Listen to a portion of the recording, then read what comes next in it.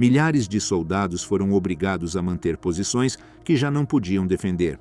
Várias divisões ficaram isoladas porque Hitler proibiu qualquer retirada, mesmo quando a linha havia se rompido e o cerco era iminente. As ordens eram absolutas: resistir independentemente das perdas. Nenhum comandante podia pedir reagrupamento sem correr o risco de ser acusado de deslealdade. O sistema funcionava sob uma regra fixa. Hitler decidia cada movimento e anulava qualquer critério profissional. As unidades deviam permanecer em setores sem munição, sem combustível e sem rotas de escape. As cidades designadas como pontos de resistência tinham que se manter até o último homem. Qualquer ajuste no terreno era considerado uma infração direta. A pressão aumentou à medida que a frente desmoronava e as ordens se tornaram ainda mais rígidas. Quem se atreveu a desobedecer essas instruções? Como reagiu o regime quando um general decidiu agir por conta própria? O mandato inquebrantável. A origem do não recuar jamais. A ordem de nunca recuar surgiu não em um decreto único, nem apareceu completamente formada em um momento específico da guerra.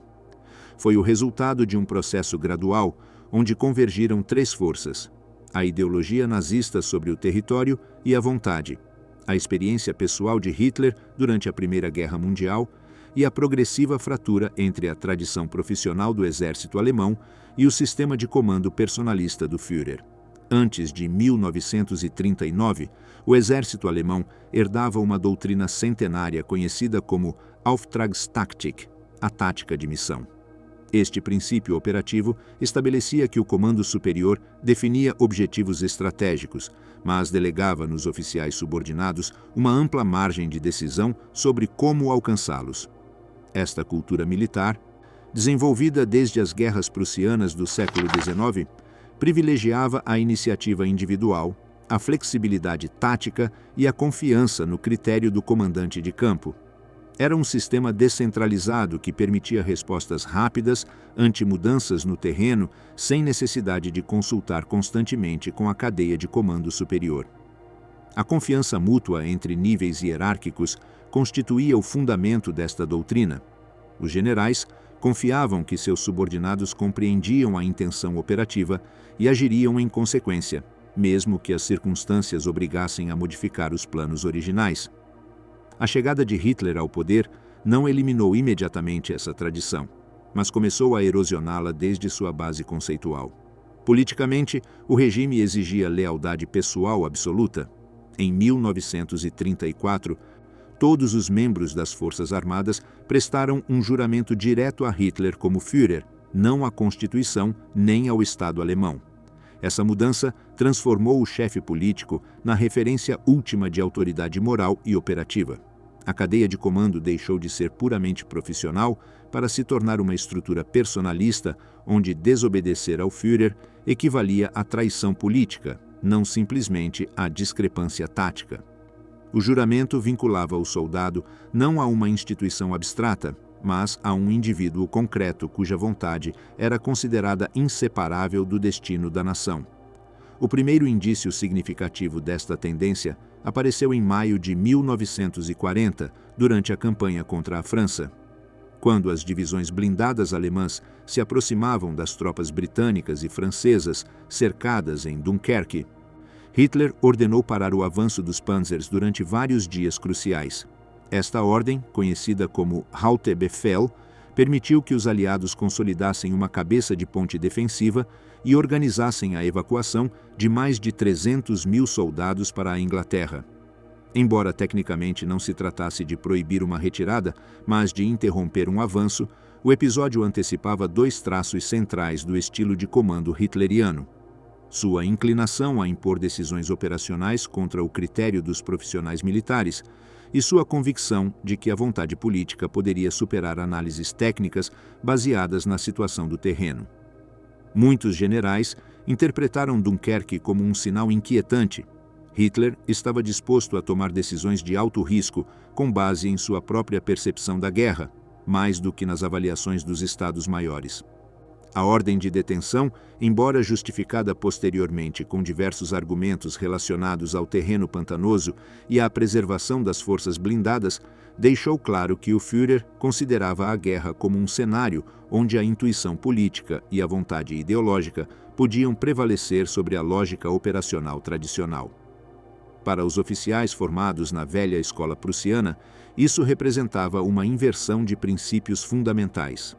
A política deveria estabelecer os objetivos da guerra, mas a condução operacional cabia aos profissionais militares. A invasão da União Soviética em junho de 1941 consolidou essa transformação. A Operação Barbarossa foi planejada seguindo uma concepção de guerra total que se encaixava perfeitamente com a ideologia nazista: conquistar o chamado espaço vital para o leste, destruir o sistema bolchevique e submeter populações inteiras consideradas inferiores. As diretrizes estratégicas partiam da suposição de que a União Soviética colapsaria antes que a Alemanha esgotasse seus recursos. Nesse marco ideológico, o território conquistado não era simplesmente um fator tático temporário, mas um objetivo histórico e econômico central. Ceder território recém-ocupado não era percebido como uma manobra militar reversível, mas como um retrocesso em relação à missão fundamental do Reich. Cada quilômetro quadrado de terra soviética representava não apenas uma vantagem militar, mas a realização concreta do projeto imperial nazista. Quando a ofensiva alemã parou diante de Moscovo e o Exército Vermelho lançou sua contraofensiva no inverno de 1941, a Wehrmacht enfrentou uma situação nova: frentes estendidas, unidades exaustas, carências logísticas severas e temperaturas extremas que paralisavam equipamentos e homens. A maioria dos comandantes de carreira era a favor de uma defesa flexível que incluísse recuos limitados para encurtar linhas, concentrar forças e evitar cercos definitivos. Hitler, por outro lado, interpretou as primeiras derrotas como o início de um colapso moral comparável ao que ele acreditava ter ocorrido em 1918. As condições climáticas extremas agravavam a situação. O frio atingia temperaturas de 40 graus abaixo de zero, os olhos dos motores congelavam, os soldados sofriam congelamentos em massa e o equipamento de inverno era insuficiente ou inexistente. O trauma da derrota alemã na Primeira Guerra Mundial era central na psicologia de Hitler. Segundo a sua interpretação, alimentada pelo mito da punhalada pelas costas, a Alemanha não havia sido vencida militarmente, mas traída de dentro por forças políticas que minaram a vontade de combate. Essa leitura distorcida da história o levou a considerar qualquer retirada como o primeiro passo em direção à desintegração interna. Para ele, manter as posições a todo custo era uma questão de sobrevivência do regime, não apenas uma decisão tática. A retirada, em sua mente, não era uma operação militar, mas um sintoma de fraqueza moral que poderia se espalhar como um contágio por todo o fronte e a retaguarda. Foi então que surgiram as primeiras ordens formais de manter-se firme, sem possibilidade de recuo. Durante o inverno de 1941 a 1942, Hitler proibiu expressamente recuar, mesmo quando os oficiais no terreno o recomendavam. Diversos relatórios alemães do final de 1942 descrevem como essa insistência em manter as linhas mais avançadas estava privando a defesa de sua profundidade e elasticidade, elementos fundamentais da doutrina militar alemã tradicional. As unidades ficavam atadas a posições fixas, sem reservas móveis, capazes de responder a penetrações inimigas, o que multiplicava o risco de cercos e aniquilação. Paradoxicamente, em alguns setores, a ordem de resistir a qualquer preço durante essa primeira crise invernal evitou um colapso total do frente oriental. Vários historiadores apontaram que, a curto prazo, a proibição de recuar podia impedir a desintegração completa de grupos de exército inteiros que teriam colapsado sob a pressão combinada do inimigo e do pânico. Essa experiência reforçou em Hitler a convicção de que seu instinto político era superior ao critério técnico dos generais e que a vontade podia compensar déficits materiais ou erros de cálculo. Para Hitler, Essa experiência constituía a prova definitiva de que os generais profissionais subestimavam o poder da determinação absoluta. A partir desse momento, a ideia de resistir no terreno conquistado sem possibilidade de revezamento voluntário tornou-se um princípio estrutural do comando hitleriano. A antiga Auftragstaktik foi progressivamente subordinada a ordens extremamente detalhadas, transmitidas diretamente do quartel-general do Führer. Os comandos intermediários já não eram avaliados pela sua iniciativa ou capacidade de manobra, mas pelo seu grau de obediência literal frente a diretrizes cada vez mais rígidas. A própria linguagem do comando mudou. Onde antes se falava de missões e objetivos, agora falava-se de posições que deveriam ser mantidas até a morte. A mudança não foi apenas técnica, mas também ideológica. Na propaganda do regime, a figura do soldado ideal foi cada vez mais associada à resistência fanática, ao desprezo pela derrota e à disposição de morrer antes que recuar. O discurso oficial identificava a retirada com covardia e deslealdade, não com manobra tática. Isso reforçava um clima onde qualquer proposta de encurtar linhas ou abandonar posições era suspeita de falta de vontade, se não de traição potencial ao Reich. A propaganda transformou o conceito militar de defesa elástica em um termo pejorativo associado ao derrotismo e à falta de caráter. No auge do sistema, o estilo de comando de Hitler se transformou no que alguns historiadores descreveram como domínio carismático, uma forma de autoridade que não se baseava em uma cadeia racional burocrática, mas em uma relação de lealdade pessoal misturada com medo da exclusão ou destruição. Dentro dessa estrutura, o mandato de não retroceder se tornou uma extensão lógica da ideia de que o Führer encarnava a vontade nacional e que qualquer retrocesso territorial era uma derrota política direta do próprio Hitler. Cada metro de terreno perdido era interpretado como um desafio pessoal à sua autoridade. A centralização progressiva do comando nas mãos do Führer manifestou-se no funcionamento do OKW, o alto comando da Wehrmacht, e do quartel-general pessoal de Hitler.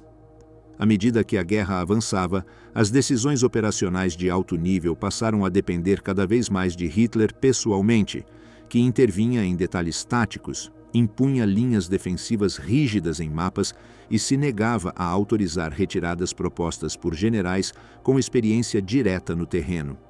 Essa tendência acentuou-se especialmente após as crises de 1941 e 1942, quando Hitler interpretou a manutenção de posições como uma confirmação de seu próprio critério estratégico. As reuniões de planejamento operacional transformaram-se em monólogos onde Hitler impunha decisões baseadas em mapas obsoletos e em uma compreensão superficial das condições reais do front. Assim, o mandato de nunca retroceder não foi apenas uma consigna verbal repetida em discursos, mas foi se concretizando em diretrizes específicas, ordens assinadas e práticas de comando que condicionavam toda a estrutura militar.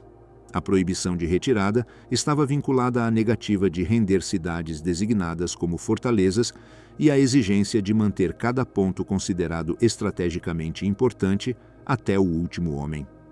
Esses conceitos se consolidariam com especial dureza em 1944 e 1945, mas sua raiz estava na combinação de experiências anteriores, a Ordem de Dunkerque, o Inverno de Moscovo e a ideologização crescente da guerra.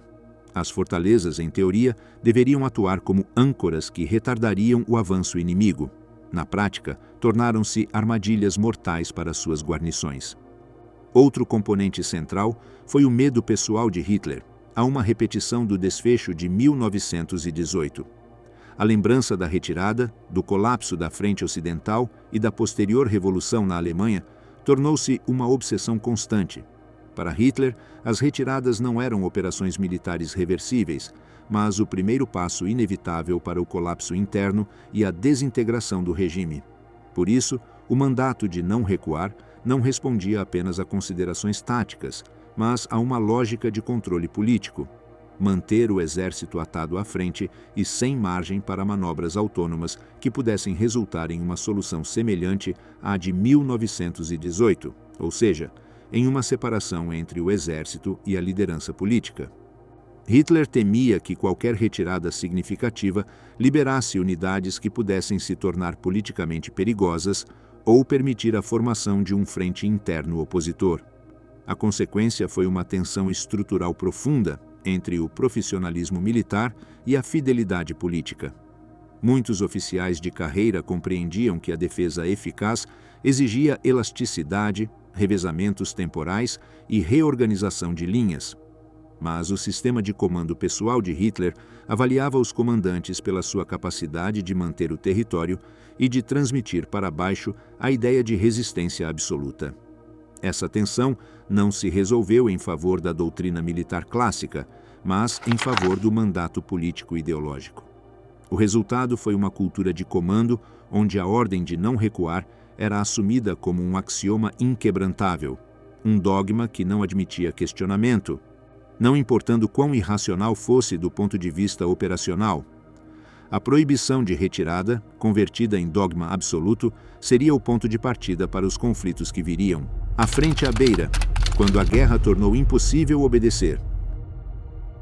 Após o fracasso da ofensiva contra Moscovo no inverno de 1941 e a devastadora derrota de Stalingrado no início de 1943, a Frente Oriental entrou numa fase onde a lógica da guerra virou definitivamente contra a Alemanha.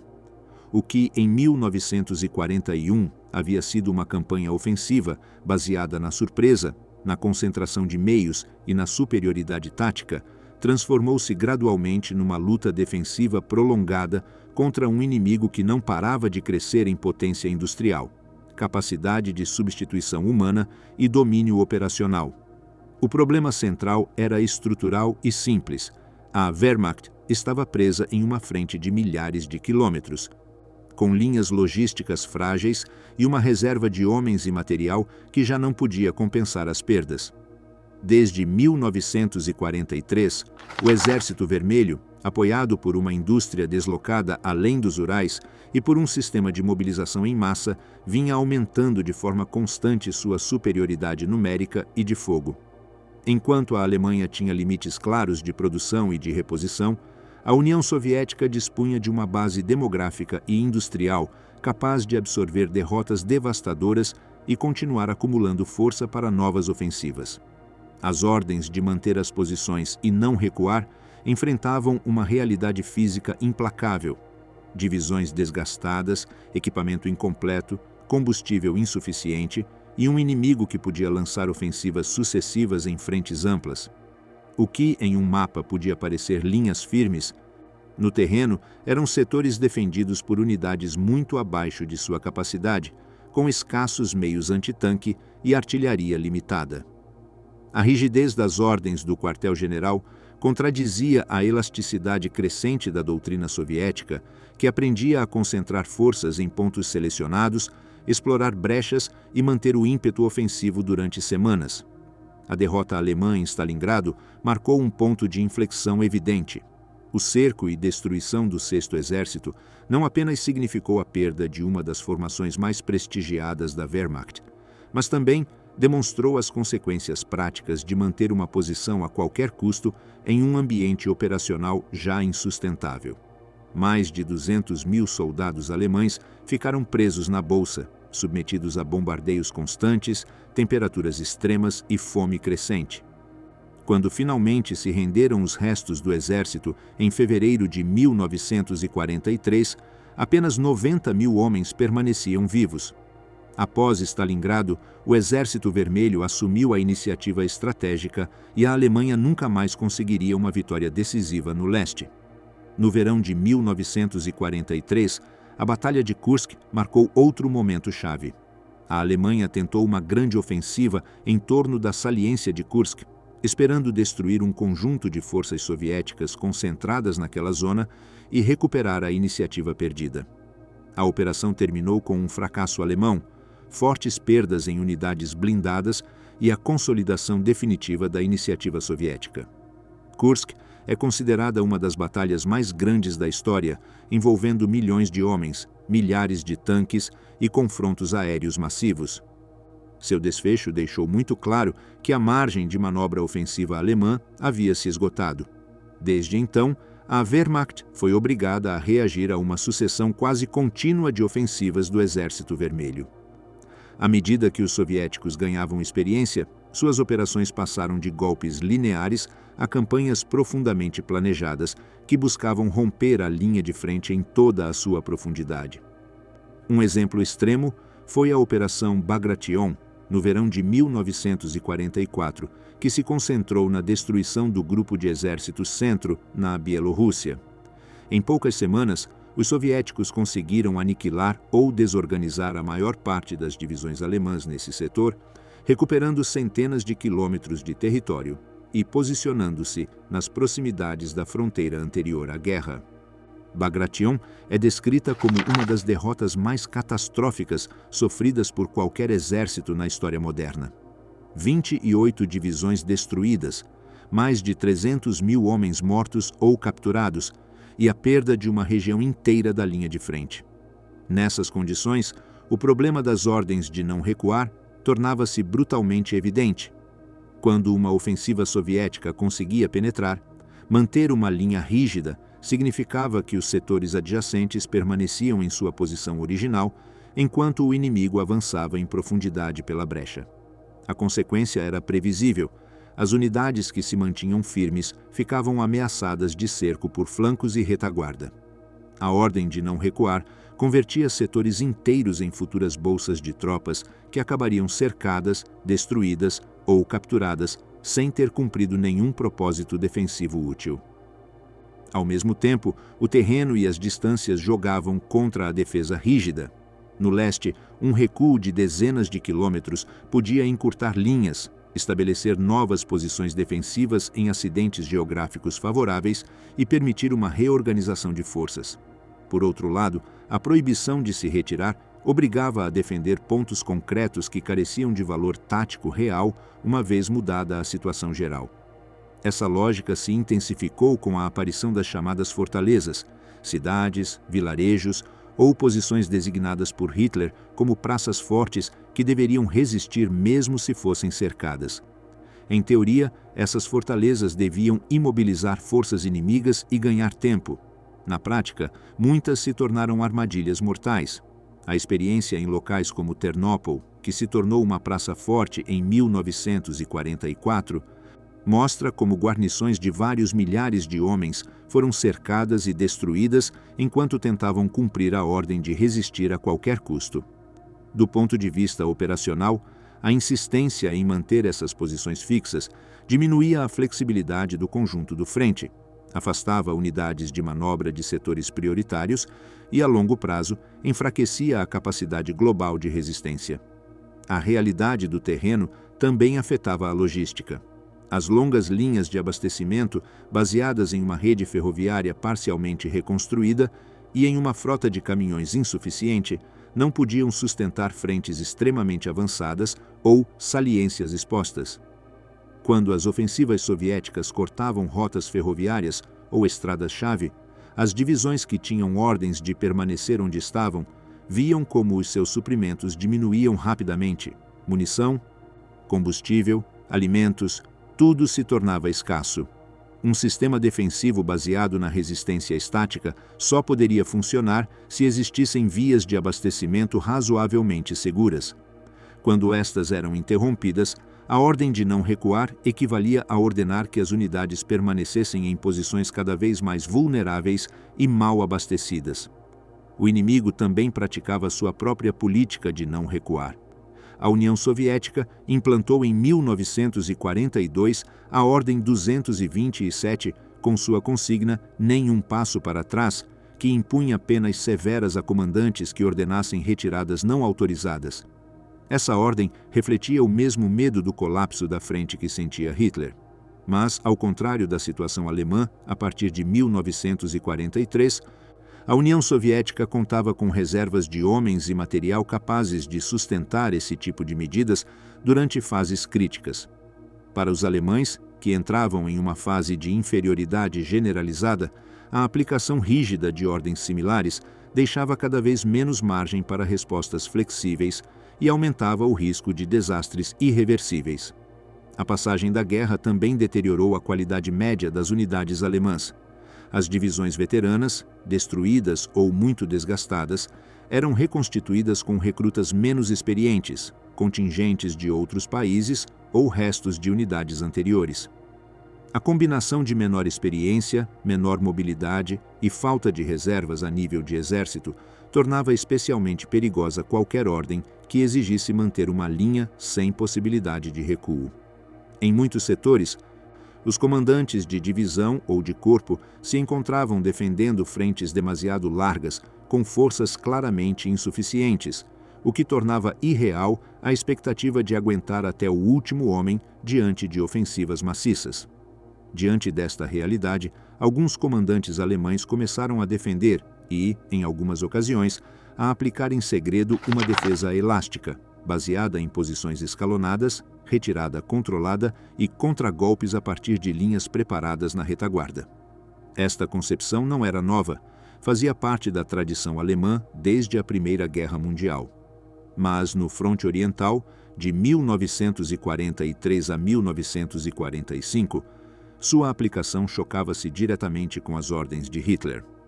Generais com reputação de especialistas defensivos procuraram adaptar as disposições de seus exércitos a uma lógica de profundidade, retirando antecipadamente as tropas da primeira linha antes do início dos grandes bombardeios soviéticos para preservar forças e ceder terreno de maneira limitada. Este tipo de táticas demonstrava que a defesa eficaz no leste exigia flexibilidade e espaço para manobrar, mas ao mesmo tempo evidenciava a contradição com o mandato político de não recuar. Cada nova ofensiva soviética que penetrava e rasgava a frente colocava à prova não apenas as capacidades militares alemãs, mas também a própria possibilidade de cumprir as diretrizes provenientes do quartel-general de Hitler. A campanha de 1944 mostrou até que ponto a guerra havia se tornado incompatível com as ordens de resistência estática. No norte e no sul, a perda de regiões inteiras transbordou a capacidade da Wehrmacht de criar novas linhas contínuas. No centro, a destruição do grupo de exército Centro durante a Operação Bagration abriu um enorme vazio que os alemães não puderam selar adequadamente. Cada tentativa de deter o avanço soviético era feita com menos unidades, menos blindados, menos artilharia, enquanto o inimigo aumentava seu peso material e aperfeiçoava sua coordenação entre infantaria, carros de combate e aviação tática. A distância entre o que Hitler pedia e o que a realidade permitia tornou-se abismal. Em muitos setores da frente, não se tratava de escolher entre obedecer ou desobedecer, mas de reconhecer que a ordem era fisicamente inaplicável.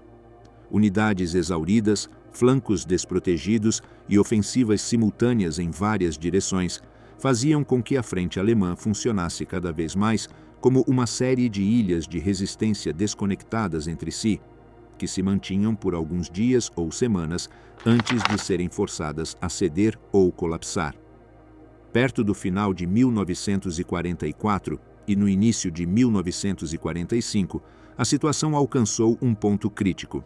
As forças alemãs no leste se replegaram gradualmente para o território do próprio Reich, mas a retirada não foi fruto de uma manobra planejada em grande escala, mas sim o resultado acumulativo de colapsos locais, cercos parciais e retiradas improvisadas. Na medida em que o sistema de comando continuava a se apegar à lógica de não recuar, muitas dessas retiradas não ocorriam a tempo nem de forma ordenada, mas sim quando já era tarde demais para salvar as unidades envolvidas. A frente oriental, entre 1943 e 1945, exemplifica uma tensão extrema entre a vontade política de resistir sem ceder terreno e as dinâmicas reais de uma guerra industrial de massas. O desequilíbrio de recursos, a perda da iniciativa, a crescente maestria operativa soviética e a degradação progressiva das unidades alemãs converteram muitas ordens de não retroceder em impossíveis práticos. Rebelião silenciosa. Os generais que desafiaram a ordem. A desobediência dos generais alemães em relação às ordens de nunca recuar não surgiu como um movimento organizado, nem como um ato político consciente contra o regime. Foi uma reação silenciosa, fragmentada e profundamente pessoal, surgida do choque entre a realidade militar da Frente Oriental e a progressiva rigidez do comando hitleriano. Esses comandantes não conspiraram juntos nem elaboraram uma doutrina alternativa coordenada. Simplesmente enfrentaram, em diferentes momentos e lugares, situações em que cumprir a ordem equivalia à destruição imediata de suas forças. Suas decisões foram atos individuais de sobrevivência tática, não gestos de resistência política. Erich von Manstein foi um dos estrategistas mais brilhantes do exército alemão e também um dos primeiros a compreender que a rigidez operacional era incompatível com a defesa da Frente Oriental.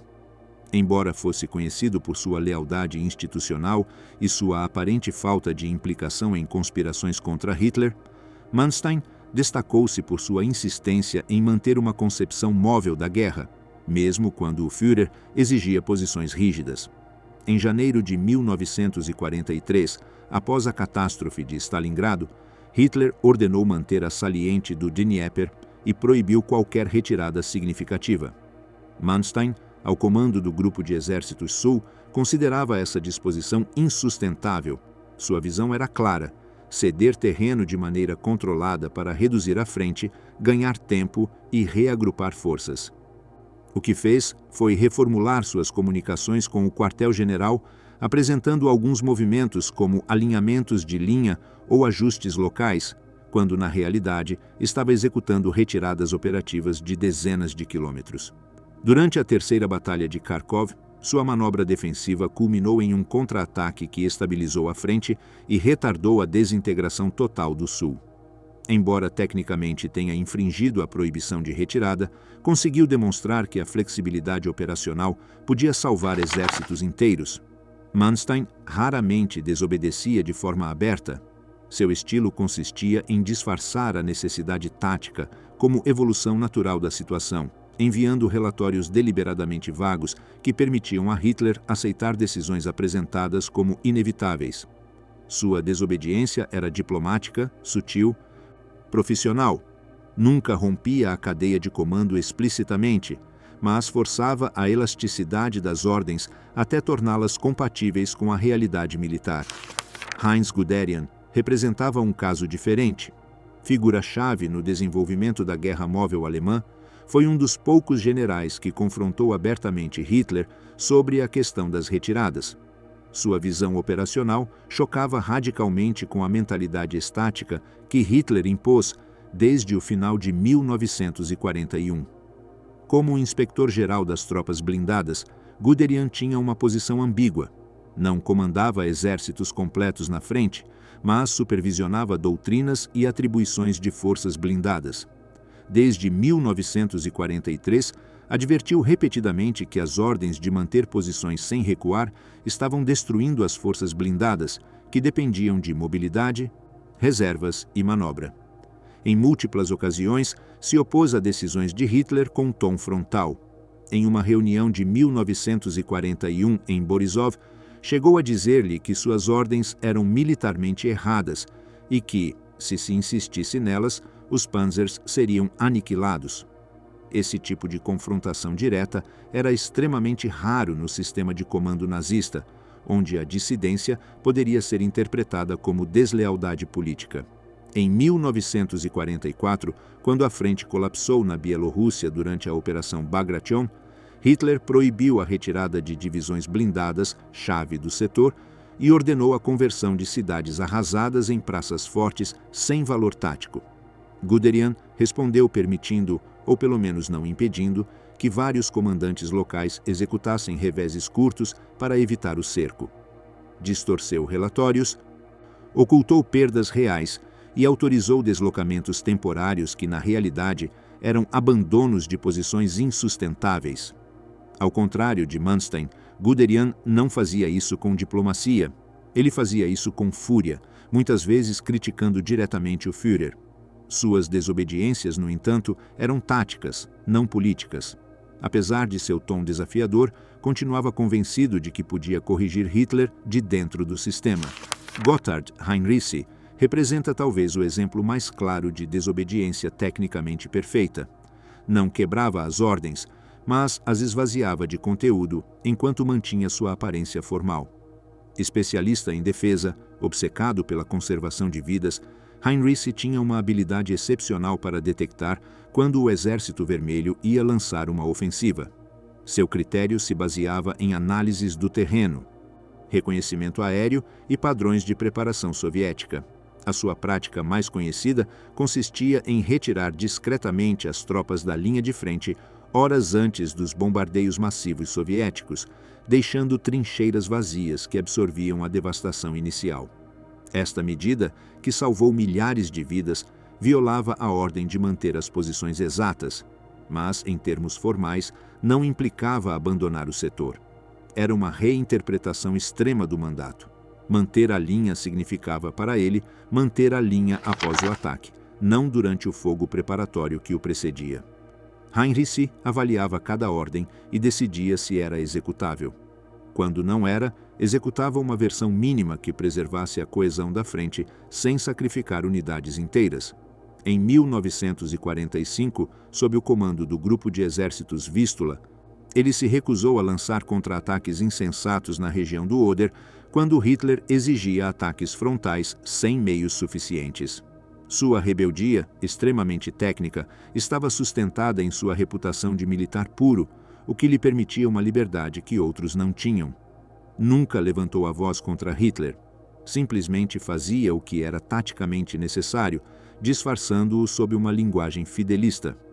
Walter Model, conhecido como o bombeiro de Hitler por sua capacidade de estabilizar frentes em crise, moveu-se constantemente entre a obediência e a reinterpretação prática das ordens. Era profundamente leal a Hitler em termos ideológicos, mas compreendia a realidade operacional melhor do que qualquer outro general do alto comando. Model não desobedecia por desafio intelectual, nem por convicção profissional diante do Führer. Desobedecia porque compreendia que sua reputação dependia de evitar catástrofes. Em múltiplos setores, aplicou uma mistura peculiar de disciplina férrea e flexibilidade tática. Uma tática recorrente de Model era contraordenar discretamente movimentos ordenados por Hitler, enviando mensageiros pessoais aos comandantes subordinados com instruções informais para atrasar, modular ou modificar a execução. Isso criava uma margem temporal na qual podia reorganizar posições antes que chegassem ordens repetidas de Berlim. O modelo também utilizava relatórios extremamente detalhados e alarmistas para convencer Hitler de que algumas posições não podiam ser mantidas. Exagerava perdas, distorcia estatísticas ou sugeria que setores inteiros estavam prestes a desmoronar para obter autorização indireta ou tácita de retiradas mínimas. Era um mestre da manipulação burocrática. Não desobedecia abertamente, mas transformava as ordens em algo diferente ao diluí-las através de sua linguagem operacional. Sua desobediência era pragmática e profundamente calculada. Não buscava chocar com Hitler, mas gerenciar o caos com a menor destruição possível. Hasso von Manteuffel, comandante de blindados conhecido por seu caráter frio e preciso, encarna a forma mais direta e profissional de desobediência tática. Durante a ofensiva soviética de 1944 e as batalhas defensivas de 1945, Manteuffel aplicou uma lógica operacional baseada em movimentos rápidos, repliegues curtos e emprego concentrado de blindados. Hitler, no entanto, ordenava manter linhas rígidas, mesmo quando estas haviam perdido toda a coerência. Em várias operações, especialmente nos Estados Bálticos e depois na Hungria, Manteuffel ordenou retiradas locais sem autorização prévia, justificando-as depois como impossibilidades técnicas para manter posições. Seu método consistia em agir primeiro e explicar depois, baseando-se no fato de que as comunicações caóticas da frente dificultavam para Hitler controlar em tempo real cada decisão. No inverno de 1944 a 1945, quando o Exército Vermelho lançava ofensivas em múltiplas direções, Manteuffel reduziu autonomamente setores de seu frente para concentrar forças móveis onde poderiam ter impacto real. Ao fazê-lo, deixava voluntariamente áreas pouco defendidas que eram cedidas sem combate significativo. Cada uma dessas decisões implicava uma violação direta do mandato de não ceder terreno. Ao contrário de Manstein ou Guderian, que discutiam ou negociavam, Manteuffel agia seguindo uma lógica puramente militar. A prioridade era salvar unidades, não defender posições simbólicas.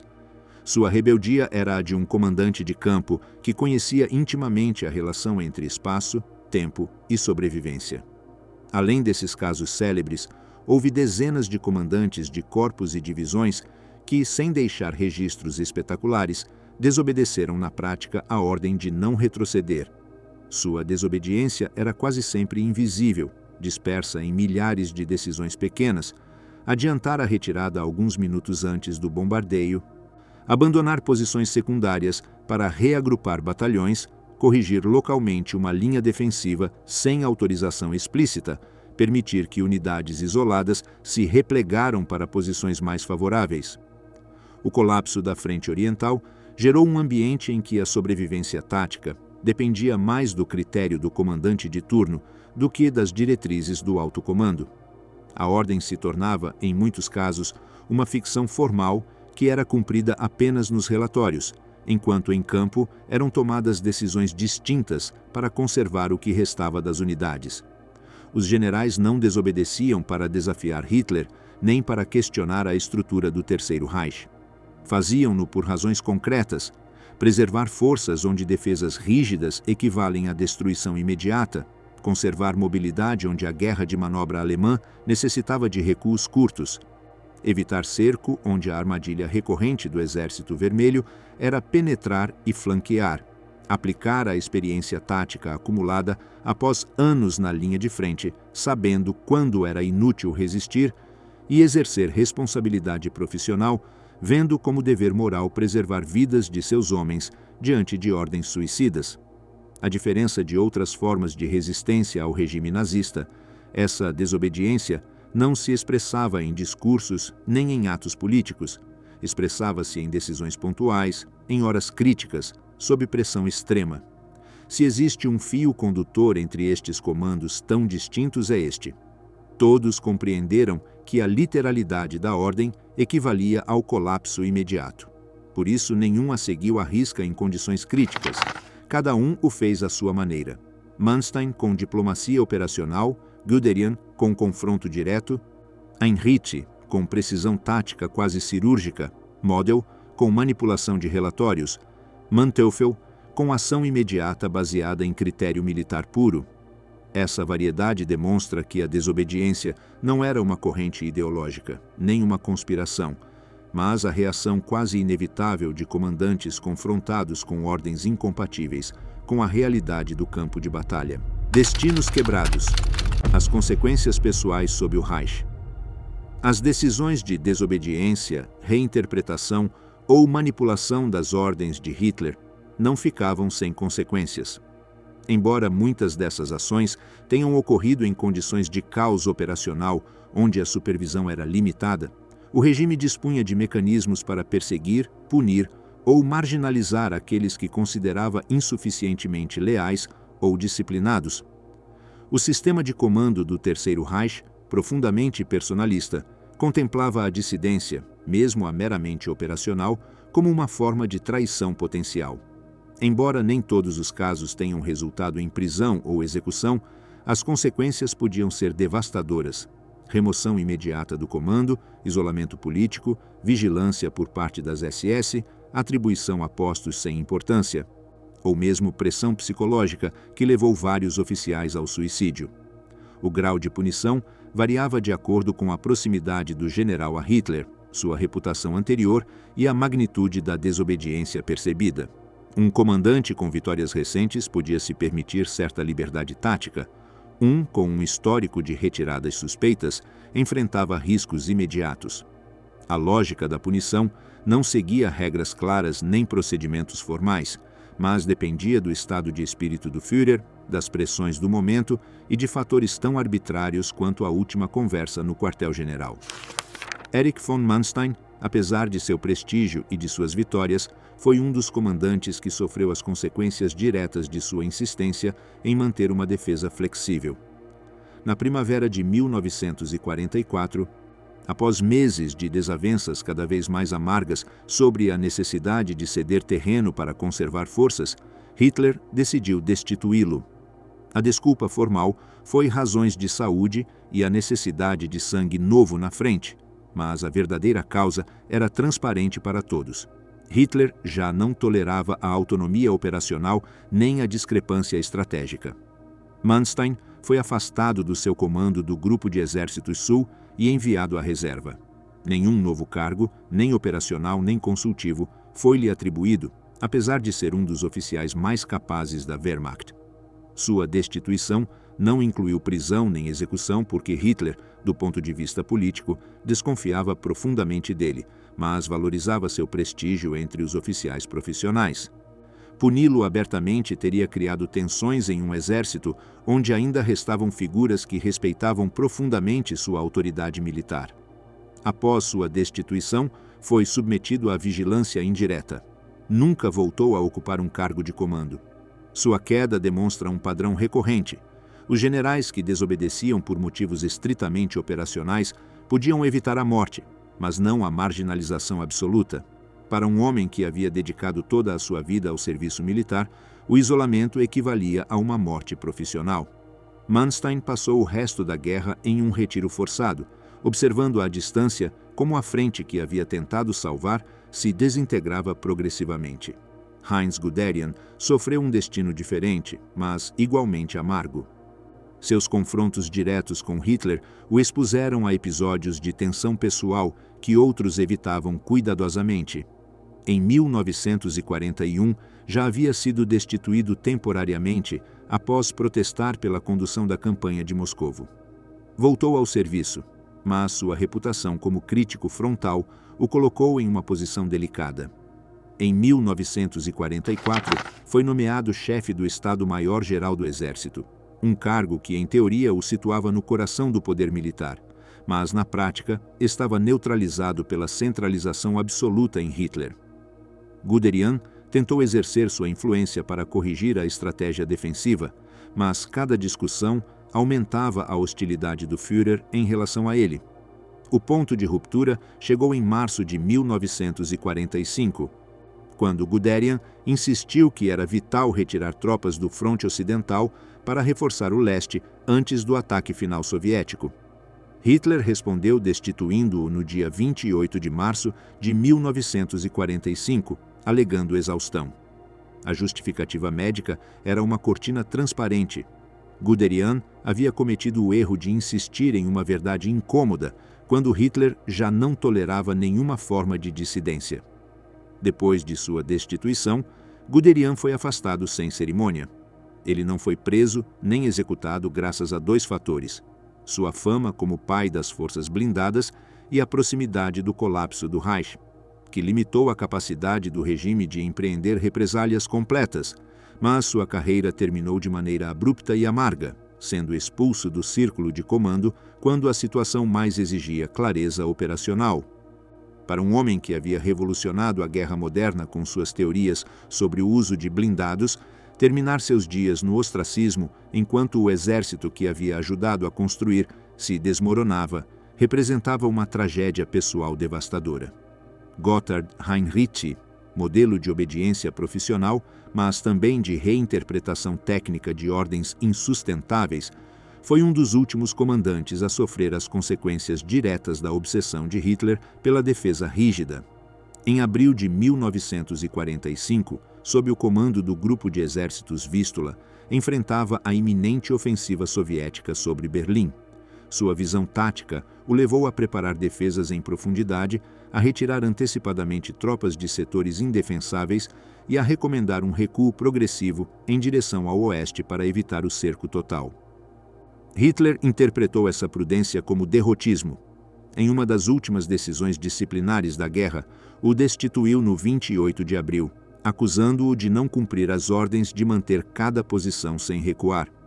Foi substituído pelo general Kurt Student, embora este mal tenha chegado a exercer o comando antes do fim da guerra. Heinrici não foi preso nem executado, em parte porque sua conduta era impecavelmente militar e não havia nenhum indício de implicação política. Mas sua destituição demonstra quão estreito era o margem para os comandantes que tentavam aplicar medidas sensatas em defesa do Reich moribundo. Até mesmo uma retirada antecipada de algumas horas podia ser interpretada como traição. Para Heinrici, que havia salvado milhares de vidas por meio de sua precisão tática, ser destituído nos últimos dias da guerra por tentar preservar o que restava do exército representava a confirmação final de que o regime havia perdido toda a conexão com a racionalidade militar. O destino de Walter Model foi o mais dramático e simbólico. Ao contrário de outros generais, Model era profundamente leal ao regime e a Hitler. No entanto, essa lealdade não o protegeu das consequências de estar no comando de frentes desgastadas que colapsavam sob forças enormes. Durante a Operação Bagration, seu grupo de exércitos centro foi destruído em grande parte. E, embora não tenha sido considerado culpado direto, a relação com Hitler ficou tensa. Em 1945, quando comandava o grupo de exércitos B na Bolsa do Ruhr, suas forças estavam completamente cercadas pelos americanos. Hitler, obcecado com resistências simbólicas, esperava que Model defendesse a região até o último homem. O general compreendeu que não existia nenhuma possibilidade militar. Tentou negociar uma rendição parcial para salvar tropas e civis, mas não obteve avanços significativos. A pressão interna se intensificou quando o regime o incluiu simbolicamente entre os traidores militares após o fracasso generalizado na frente ocidental. No 21º de abril de 1945, ao ver que a derrota era total e que sua captura poderia implicar acusações por crimes de guerra, Model se suicidou perto da cidade de Hattingen. A sua morte ilustra um caso extremo. Um general que havia tentado ser o executor mais fiel da vontade de Hitler, pagando o preço final, quando até mesmo sua fanática lealdade foi insuficiente diante do colapso geral. Model havia salvado frentes impossíveis, havia estabilizado crises operacionais uma e outra vez e, finalmente, se encontrou preso em uma situação sem saída, onde nem a obediência nem a desobediência podiam mudar o resultado. Seu suicídio foi o ato final de um homem destruído pelas contradições inerentes ao sistema que havia servido. Hasso von Manteuffel teve um destino diferente e, dentro do conjunto de generais que desobedeceram ordens de não recuar, foi um dos poucos cuja carreira não foi truncada violentamente. Suas táticas de recuo e concentração de forças, embora contrárias a múltiplas diretrizes de Hitler, costumavam produzir resultados defensivos valorizados pelo alto comando. Isso o protegeu parcialmente. No entanto, sua relação com Hitler se deteriorou progressivamente, especialmente no final de 1944, quando Manteuffel insistiu em uma retirada ordenada no setor do Vístula que Hitler rejeitou. Embora nunca tenha sido formalmente acusado de derrotismo, foi deslocado de vários comandos-chave e relegado a funções cada vez menos decisivas. Sua última tarefa importante foi na ofensiva das Ardenas, onde exerceu um comando tático de sucesso, mas insuficiente face às condições adversas. A queda de Manteuffel se manifestou como uma perda gradual de influência. Hitler desconfiava de qualquer um que propusesse recuos, e o estilo prático do general chocava com a lógica política do Führer. Ainda assim, foi um dos poucos que terminou a guerra sem ter sido destituído de forma abrupta, preso ou levado ao suicídio. Seu destino reflete uma categoria particular, a dos comandantes que sobreviveram não porque obedeceram, mas porque sua eficácia tática tornava mais custoso para o regime prescindir deles. Manteuffel compreendeu que sua sobrevivência dependia de um equilíbrio precário entre resultados tangíveis e desobediência discreta. Além dos nomes principais, houve dezenas de generais de corpo e divisão que sofreram consequências mais diretas e rápidas. Muitos foram destituídos em questão de horas por se retirarem sem autorização. Alguns exemplos típicos: Comandos que cederam setores menores para evitar cerco imediato foram removidos sob acusações de covardia. Comandantes de divisão que tentaram encurtar linhas foram reassignados a postos administrativos ou enviados à reserva. Comandos de corpo que ordenavam retiradas táticas sem aprovação eram submetidos à investigação sumária por tribunais militares. Em alguns casos, as destituições eram acompanhadas de ameaças veladas por parte de oficiais da SS ou do partido, lembrando que a desobediência poderia ser interpretada como uma forma de traição. Embora nem todos tenham sido encarcerados ou executados, muitos experimentaram uma degradação pessoal profunda, perda de comando, isolamento, suspeita constante, vigilância e difamação interna. Um número reduzido foi efetivamente preso por se retirar sem permissão, especialmente em 1942 e 1943, quando Hitler tentava impor disciplina absoluta após os reveses no leste. Essas prisões raramente terminavam em execução, embora houvesse casos, mas realmente arruinavam a carreira do oficial, que muitas vezes não voltava a receber um comando significativo. A figura do traidor militar na discursiva do regime servia como um aviso constante. Embora a propaganda nazista tendesse a apresentar os generais como figuras heróicas, o regime também precisava de bodes expiatórios quando as derrotas eram visíveis demais.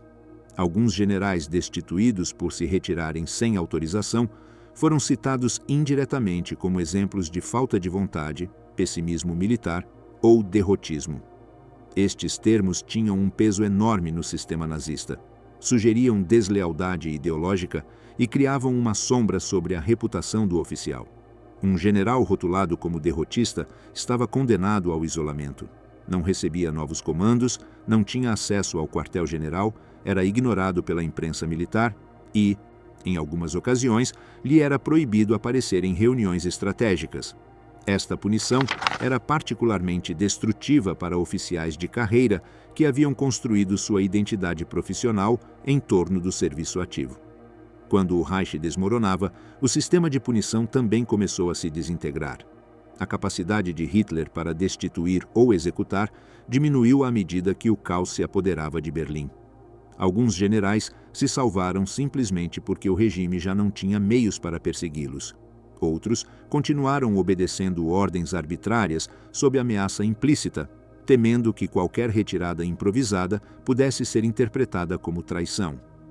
Nos últimos meses da guerra, a distância entre o que Hitler ordenava e o que era possível executar se tornou um abismo. As consequências pessoais de desobedecer a ordem de nunca recuar podem ser agrupadas em 4 categorias principais: demissão imediata, o destino mais comum para generais afastados do comando por permitir recuos sem autorização, isolamento político, oficiais progressivamente marginalizados, usados apenas como figuras decorativas ou mantidos na reserva sem comando real, suicídio sob pressão extrema, o caso mais dramático representado por Model, seguido por alguns comandantes de menor escalão que viam na morte a única saída diante de acusações iminentes, e sobrevivência por eficácia tática, casos raros como Manteuffel, generais que conservaram sua posição porque sua eficiência era mais valiosa do que sua obediência literal. Os destinos destes generais não foram o resultado de uma purga interna organizada, mas sim o produto de um sistema onde a política havia devorado completamente a estratégia. A desobediência, mesmo quando salvava exércitos inteiros, era considerada suspeita. A obediência absoluta, mesmo quando levava ao desastre, era celebrada como lealdade.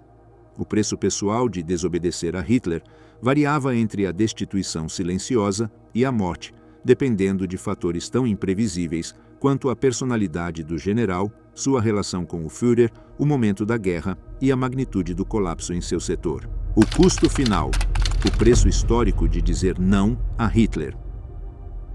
As desobediências dos generais alemães, frente às ordens de não recuar, não mudaram o curso final da Segunda Guerra Mundial.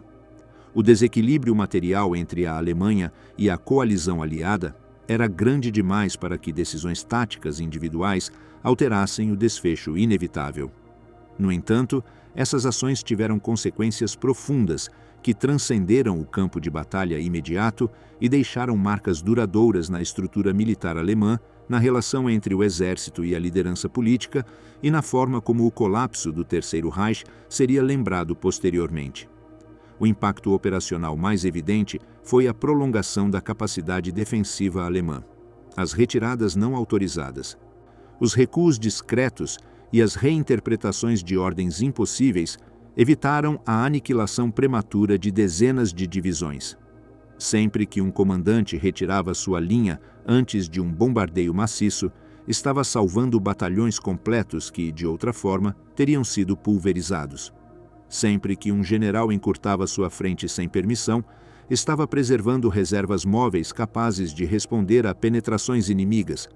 Essas ações, somadas ao longo de meses, atrasaram o colapso operacional da Frente Oriental em vários meses. Sem essas desobediências táticas, é provável que a União Soviética tivesse penetrado na Europa Central significativamente antes do que ocorreu. A resistência alemã no Ocidente teria sido ainda mais fraca, e o mapa político do pós-guerra poderia ter sido diferente. Embora estas sejam especulações, o que é indiscutível é que as decisões de comandantes como Manstein, Heinrichs e Manteuffel permitiram que grupos inteiros de exércitos mantivessem certa coesão quando a obediência literal teria produzido sua destruição imediata. Mas esse efeito positivo teve um preço político interno devastador. Cada ato de autonomia militar erodia a autoridade do Führer, embora essa erosão fosse silenciosa e oculta em comunicações cifradas ou relatórios deliberadamente ambíguos.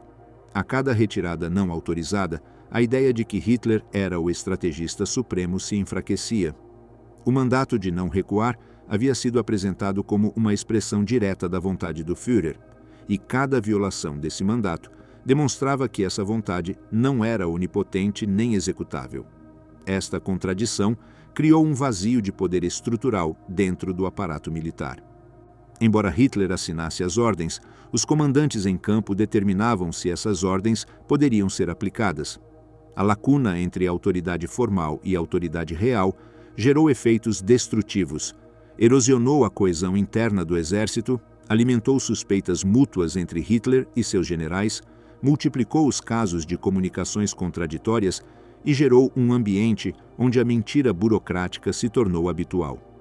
Apresentar retiradas como alinhamentos ou ajustes técnicos tornou-se uma prática comum, não como ato de rebeldia, mas como estratégia de sobrevivência institucional. A desobediência revelou algo fundamental sobre a natureza do Terceiro Reich. O sistema dependia mais da intimidação do que da racionalidade. O aparato militar estava em conflito consigo mesmo no nível mais alto. Hitler exigia obediência absoluta, mas carecia dos meios para verificar essa obediência em tempo real. Os generais mantinham a aparência de cumprimento enquanto executavam versões modificadas das ordens. Essa dualidade tornou o exército alemão em uma estrutura profundamente disfuncional, onde ninguém confiava plenamente em ninguém. Outro aspecto crucial foi a erosão do mito do Führer infalível. A autoridade de Hitler foi construída sobre a percepção de gênio estratégico cultivada durante as campanhas de 1939 a 1941. Cada vitória reforçava a ideia de que ele possuía um instinto superior ao dos oficiais profissionais. Esse mito desmoronou-se progressivamente à medida que as derrotas se acumularam e os generais começaram a agir por conta própria.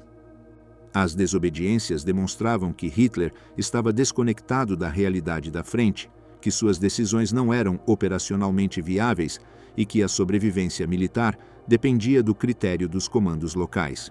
Embora essas conclusões raramente fossem expressas abertamente, se espalharam por todos os níveis do exército. Funcionaram como uma espécie de referendo tácito contra a capacidade militar de Hitler. Cada intervenção pessoal do Führer, que resultava prejudicial, reforçava essa percepção e acelerava a perda de confiança no topo do poder. Por volta de 1944, a reputação militar de Hitler entre seus próprios comandantes estava consideravelmente erodida. Essa erosão constituiu um dos antecedentes psicológicos do crescente desejo em certos círculos militares de limitar seu poder. Embora nem todos os generais tenham se envolvido em conspirações políticas, a percepção generalizada de incompetência estratégica do Führer criou um clima onde tais conspirações pareciam menos impensáveis do que em anos anteriores. A resposta de Hitler a esta situação foi previsível, mas contraproducente. Quanto mais desobedeciam os generais por necessidade técnica, mais Hitler buscava impor um controle absoluto.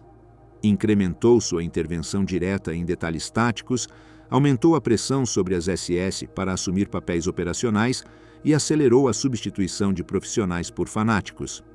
Essa reação debilitou ainda mais a capacidade militar do Reich, gerando um ciclo destrutivo. A desobediência provocava mais rigidez, a rigidez provocava mais desobediência. Hitler progressivamente se cercou de assessores menos capacitados, mas mais obedientes. Os oficiais com reputação de realismo tático foram sistematicamente marginalizados.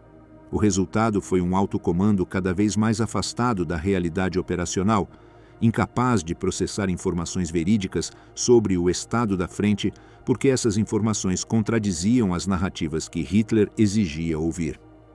Após a guerra, as desobediências tiveram um impacto inesperado na construção da memória militar alemã.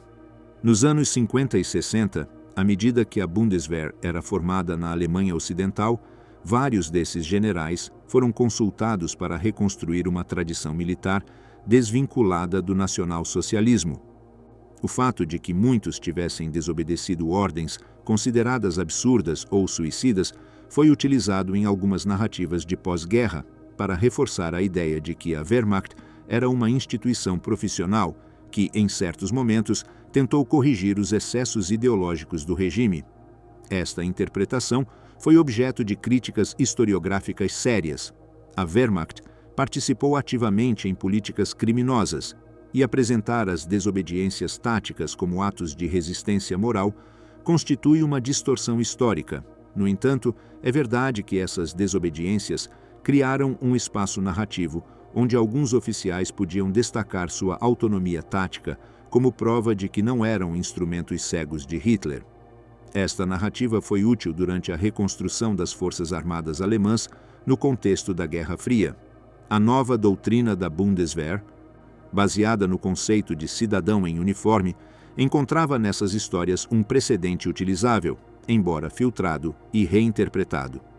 A ideia de que um oficial podia e devia questionar ordens manifestamente ilegais ou destrutivas tornou-se um princípio fundamental da nova instituição militar alemã. As desobediências da Frente Oriental, despidas de seu contexto complexo e problemático, foram incorporadas como exemplos de responsabilidade profissional frente à liderança irracional. A nível político mais amplo, as desobediências também revelaram uma característica fundamental do Terceiro Reich: sua incapacidade estrutural de aprender.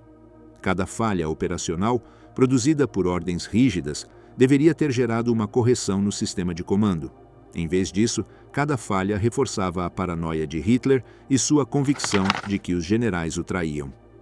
O regime era incapaz de integrar feedback negativo, de adaptar sua estratégia à realidade ou de reconhecer erros fundamentais em sua condução da guerra. As desobediências não puderam mudar essa dinâmica porque eram atos fragmentados, individuais, táticos. Não existia coordenação entre os generais que desobedeciam, nem um projeto alternativo de condução da guerra. Cada comandante agia em seu setor, sob suas circunstâncias específicas, sem visão de conjunto. Essa fragmentação garantia que, mesmo quando as desobediências salvavam unidades particulares, não alteravam a trajetória geral do conflito. O custo humano também deve ser considerado. As desobediências salvaram dezenas de milhares de vidas alemãs ao evitar cercos desnecessários e destruições sem propósito tático. Mas, ao prolongar a guerra, também estenderam o sofrimento em todas as frentes. Esta é uma das paradoxas morais mais complexas. Comandantes que agiram conforme princípios militares racionais contribuíram, involuntariamente, para prolongar um regime criminoso e uma guerra de aniquilação. Não existe resolução simples para esta paradoxo. Os generais que desobedeciam não o faziam para salvar o mundo do nazismo, mas para preservar suas unidades segundo critérios profissionais. Suas motivações eram militares, não políticas. No entanto, o efeito cumulativo de suas ações foi duplo. Mitigaram catástrofes imediatas, mas prolongaram a agonia do Reich. O legado dessas desobediências permanece ambíguo. Demonstraram que, mesmo dentro de um sistema totalitário, indivíduos com autoridade operacional conservavam margens de ação. Revelaram as limitações do poder absoluto quando esse poder é exercido sem contato com a realidade. Mostraram que a obediência cega pode ser mais destrutiva do que a dissidência tática. Mas também evidenciaram que a dissidência fragmentada, sem coordenação nem propósito político claro, é insuficiente para alterar trajetórias históricas fundamentais. As desobediências frente às ordens de não retroceder representam um dos episódios mais complexos da história militar do Terceiro Reich. Não foram atos heróicos de resistência antinazista, tampouco foram simples violações disciplinares sem importância. Foram decisões profissionais tomadas sob pressão extrema por homens que compreendiam que a literalidade das ordens equivalia à destruição, mas que careciam das ferramentas ou da vontade para se opor ao sistema como um todo. Seu preço histórico foi a constatação de que, em um regime onde a ideologia devora a razão, até mesmo os atos de racionalidade tática se tornam insuficientes. A vontade profissional chocou-se contra a vontade política e perdeu, não porque os generais fossem incompetentes, mas porque operavam dentro de uma estrutura que havia convertido a irracionalidade em princípio de governo. O mandato de nunca retroceder não foi derrotado pelas desobediências. Simplesmente tornou-se irrelevante quando a frente colapsou e o Reich se desintegrou. O que permanece é a evidência de que, durante alguns anos cruciais, alguns comandantes escolheram preservar vidas e unidades em face de ordens que sabiam ser destrutivas. Fizeram isso sem coordenação, sem projeto alternativo, sem aspiração política. Fizeram isso porque, naquele momento específico, sob aquelas circunstâncias concretas, não havia outra opção racional. Essa foi sua vitória tática. Essa foi também sua derrota histórica definitiva.